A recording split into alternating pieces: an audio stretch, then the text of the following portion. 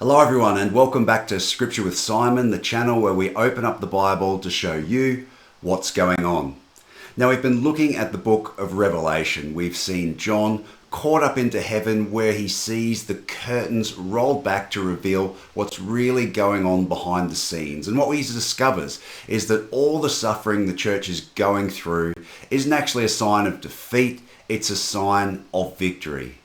The reason they're going through all this is because there was a war in heaven, the dragon was cast down to earth, and now he is causing havoc there. And that's why they're suffering. So it's actually a sign that the dragon has ultimately been defeated and an assurance that they will prevail and that God will come and rescue his people. Now, we've seen 7 bowls of judgment poured out upon those who worship the beast and his image. We now turn our attention to another figure, this woman clothed in scarlet riding upon a beast. So come along with me and we'll check it out.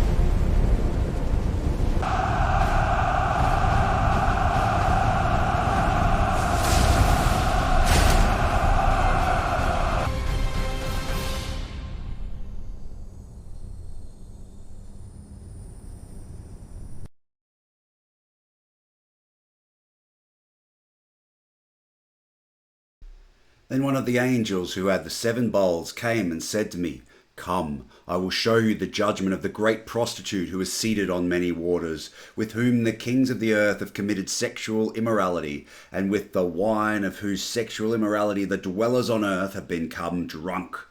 And he carried me away in the spirit into the wilderness, and I saw a woman sitting on a scarlet beast that was full of blasphemous names, and it had 7 heads and 10 horns. The woman was arrayed in purple and scarlet, and adorned with gold and jewels and pearls, holding in her hand a cup full of the abominations and impurities of her sexual immorality. And on her forehead was written the name of a mystery, Babylon the Great, mother of prostitutes and of earth's abominations. And I saw the woman drunk with the blood of saints, the martyrs of Jesus. When I saw her, I marveled greatly. But the angel said to me, "Why do you marvel? I will tell you the mystery of the woman and of the beast with the 7 heads and 10 horns that carries her. The beast that you saw was and is not, and is about to rise from the bottomless pit and go to destruction. The dwellers on earth, whose names have not been written in the book of life from the foundation of the world, will marvel to see the beast, because it was and is not and is to come. This calls for a mind with wisdom. The 7 heads are 7 mountains on which the woman is seated. There are also 7 kings, 5 of whom who have fallen. One is, the other has not yet come. And when he does, he must remain only a little while. As for the beast that was and is not, it is an 8th, but it belongs to the 7, and it goes to destruction. And the 10 horns that you saw are 10 kings who have not yet received royal power, but they are to receive authority as kings for 1 hour together with the beast. These are of one mind, and they hand over their power and authority to the beast. They will make war on the Lamb, and the Lamb will overcome them, for he is Lord of lords and King of kings, and those with him are called chosen and faithful. And the angel said to me, "The waters that you saw where the prostitute is seated are the peoples and multitudes and nations and languages, and the 10 horns that you saw, they and the beast will hate the prostitute. They will make her desolate and naked, and devour her flesh, and burn her up with fire. For God has put it in their hearts to carry out his purpose by being of one mind and handing over their royal power to the beast until the words of God are fulfilled. And the woman that you saw is the great city that has dominion over the kings of the earth." So the angels show John this great prostitute. Now, why the sexual imagery? Well, in the Bible, sexual imagery is often tied in with idolatry. And so that's what's going on here. This woman is the chief idolater. And as such, she represents the opposite of the woman clothed with the sun and the moon and the stars under her feet, which we said represented faithful Israel. So you've got these two doubles, these two yin and yang of each other, the evil of the whore of Babylon who is consumed by mimetic rivalry and violence, and you've got the faithful Israelite community who are being persecuted and suffering under Rome's corrupt and idolatrous rule. Who is this woman?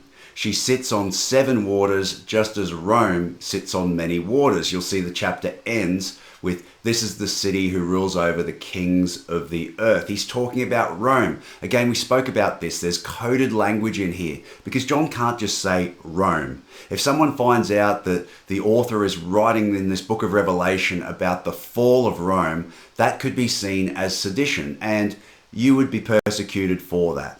Now, this woman rides upon the beast. We've already talked about the beast as the incarnation of this mimetic violence. He represents the kings of the earth who are swept up with mimetic desire. What does that do? That inspires them to seek after more wealth, power, honor, glory, and in pursuit of these things, they make more war, more violence on the earth. That is the idolatry which is in view here. Again, with the coded language, the woman is called Babylon the Great. Now, of course, I mentioned in a previous episode, Babylon's long gone. It's not a literal Babylon. It's a reinvention, a reimagining of Rome as the new Babylon. Just as the Babylonians sacked Israel and brought them into exile in 587 BC, now Rome is playing a similar role. They are taking over the land of Israel. They are oppressing these people who yearn to be free, who yearn to have their own autonomous state without a hegemony ruling over them. And so John recasts Rome as Babylon. There's 7 kings mentioned, which is most likely referring to Caesars that will arise at some time. This is what John is foretelling. He's prophesying about what's going to happen in the short-term future for the people who this book is originally addressed to. Remember, there's 7 churches in Asia Minor. They're the original audience. So it's got to make sense to them. Things that are in there has got to be relevant, and it's got to be happening in and around their lifetime to make sense for them. Now, there's an interesting mention of this king who was and who is and who is not. The most reasonable explanation seems to be, and I'd say this is definitely the majority view among most scholars, is that this is talking to the Nero Redivivus myth. There was this idea that was spread around the time that Nero died, but that he would come back to life, or that he really wasn't dead and he would come back and reign again. This idea that he wasn't dead forever. He was and is not, but then he is again. That's probably referring to Nero, who John is envisioning is going to come back and lead an even greater persecution against God's people. But even though the people face this great persecution, they are reminded that Jesus is coming back. He is King of Kings. He is Lord of Lords. He will triumph over this evil and he will save his people. So they must continue in their faith. They must remain steadfast, knowing that God has overcome and Jesus will come and save them from their persecution. Thanks for watching. Don't forget to leave me a like and subscribe, and I'll see you in the next one.